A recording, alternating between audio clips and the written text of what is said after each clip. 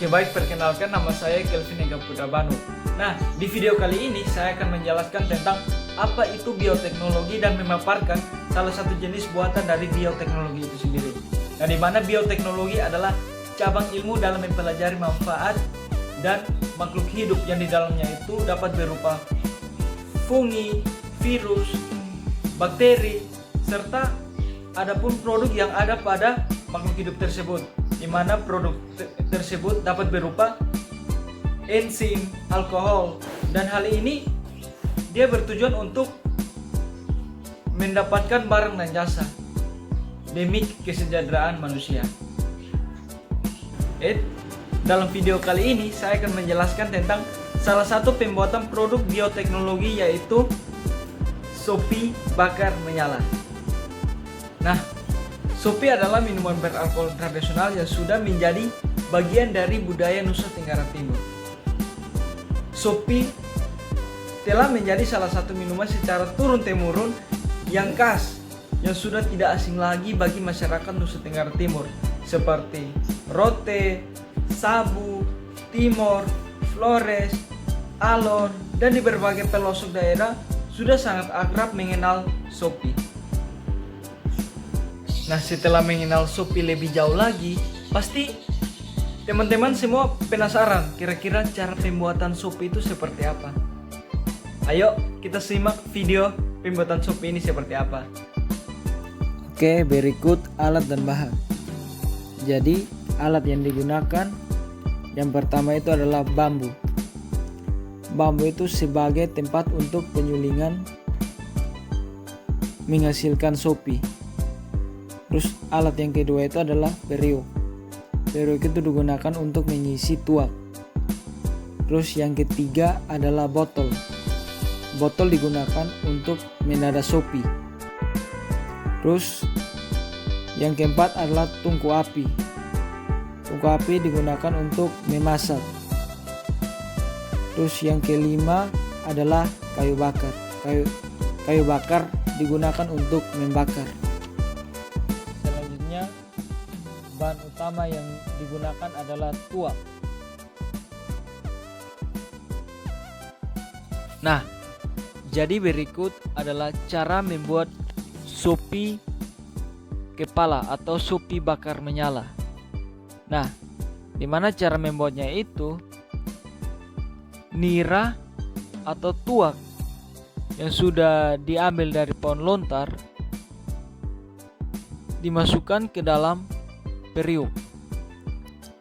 Setelah dimasukkan ke dalam periuk, maka nira tersebut akan dimasak dan menunggu waktu beberapa jam agar nira tersebut mendidih. Setelah mendidih, maka uap tersebut akan naik ke atas bambu, dan dengan sendirinya uap tersebut akan mengalami proses penyulingan. Uap dari tuak tersebut akan disalurkan melalui bambu yang dipakai tegak lurus di atas periuk, dan di atas bambu tersebut sudah dilubangi semua dan di bagian atasnya sudah tertutup rapat, sehingga uap yang ada dalam bambu tersebut tidak akan keluar pada bagian atas yang sudah dilubangi. Setelah itu, di bagian atas bambu yang berdiri lurus dipasang sekitar 6 sampai dengan 8 meter.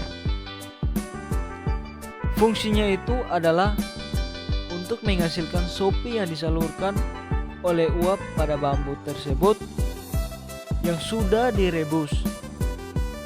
Yang mana Sopi yang sudah dihasilkan akan masuk ke dalam botol yang sudah disiapkan untuk menampung Sopi tersebut. Nah, ketika Sopi tersebut sudah terisi penuh dengan botol, maka Sopi tersebut akan berwarna putih jernih, layaknya seperti air putih. Nah, dapat diketahui bahwa Sopi tersebut sudah mengandung alkohol. Namun kita tahu bahwa alkohol pada sopi tersebut dia mengandung kadar alkohol yang berbeda-beda. Ada yang mengandung kadar alkohol yang tinggi, ada yang mengandung kadar alkohol yang rendah, dan ada juga yang sama sekali tidak mengandung kadar alkohol. Namun pasti banyak orang heran atau bertanya-tanya kenapa alkohol kalau dibakar bisa menyala.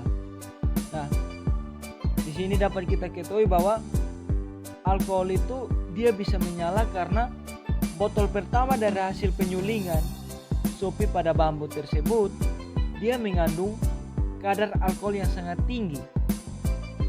Sedangkan botol kedua itu dia sudah mengandung kadar alkoholnya itu rendah karena dia sudah dicampur dengan air. Bahkan botol ketiga dan seterusnya itu kemungkinan besar tidak mengandung kadar alkohol lagi karena dia sudah sangat banyak dicampur dengan air putih. Xian 1984 dia mengatakan bahwa dan sopi kepala inilah yang mengandung kadar alkohol hampir 99% dan dapat menyala apabila dibakar atau didekatkan ke api, sedangkan sopi biasa tidak begitu kuat tetapi mengandung alkohol juga sebanyak 75-90%. Oleh karena itu, sopi yang memiliki kadar alkohol yang sangat tinggi maka dia akan lebih mudah cepat terbakar, sedangkan sopi yang memiliki kadar alkohol yang rendah maka dia kemungkinan kecil akan terbakar. Nah, ini adalah pembuktian bahwa sopi kepala yang kalau dibakar itu menyala. Oke, baik. Kita langsung saja menuang sopinya ke sendok teh.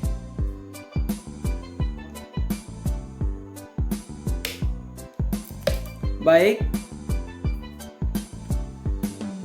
Kita lihat saja bahwa sopinya itu warnanya itu putih jernih sama seperti air mineral. Oke, lalu kita membakarnya ya.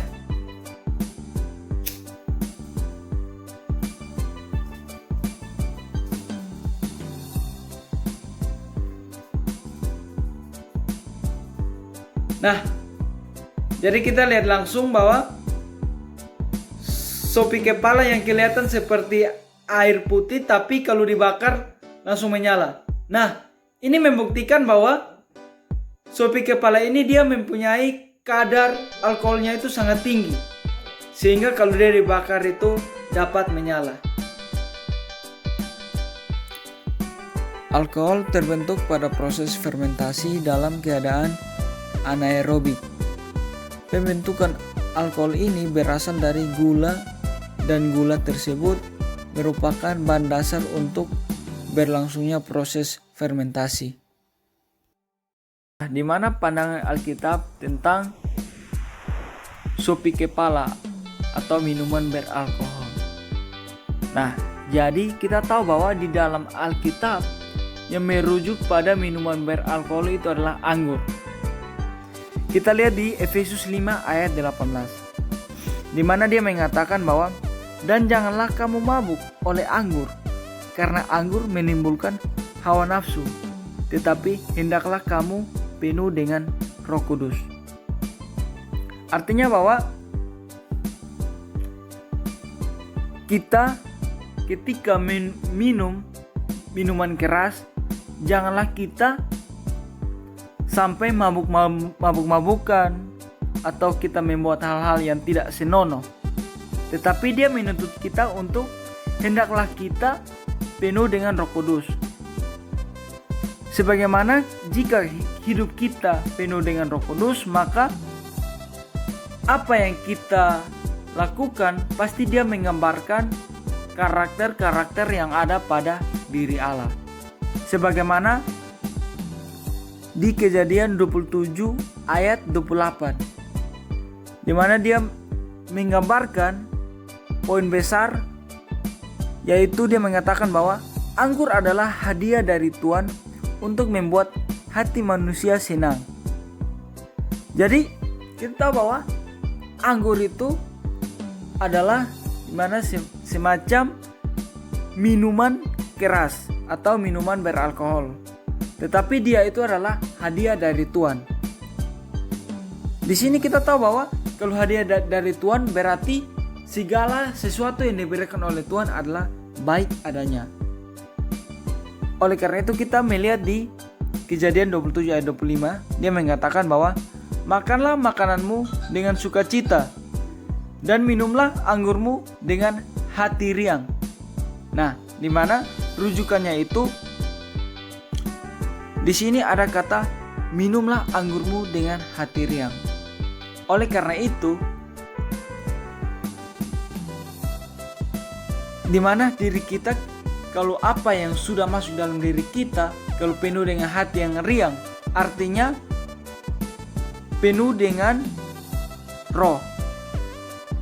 Jika hidup kita sudah penuh dengan roh, maka otomatis jika kita meminum minuman beralkohol, pasti kita tidak akan melakukan hal yang tidak senonoh dengan isi Alkitab, atau tidak mungkin kita melakukan perkelahian atau masalah-masalah yang ada di luar dengan mabuk-mabukan. Oke, baik, demikian video dari saya. Semoga video dari saya dapat bermanfaat bagi teman-teman semua. Oke, pesan saya yang terakhir ini, apabila kalau kita mengkonsumsi minuman yang beralkohol, dimana kita mengkonsumsinya itu sesuai dengan kapasitasnya tersendiri, artinya tidak melebihi. Dimana di dalam Alkitab sendiri Allah mengatakan bahwa jika kita mengkonsumsi minuman beralkohol yang spesifiknya itu anggur, kita harus dipenuhi oleh Roh Kudus. Dimana jika kita sudah dipenuhi Roh Kudus, maka apa yang kita minum pasti kita memiliki hati yang gembira. Oke, salam semua.